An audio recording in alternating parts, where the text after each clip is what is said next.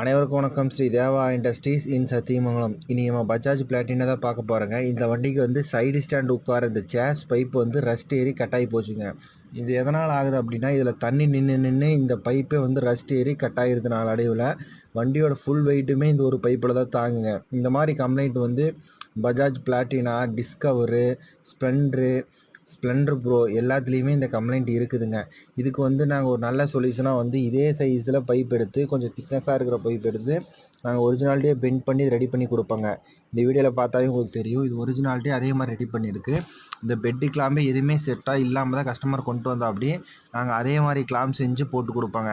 இந்த மாதிரி டிங்கரிங் வேலை எல்லா வேலையும் நாங்கள் பண்ணிகிட்ருக்குறோம். யாருக்காவது தேவைப்படுச்சுன்னா கூப்பிடுங்க.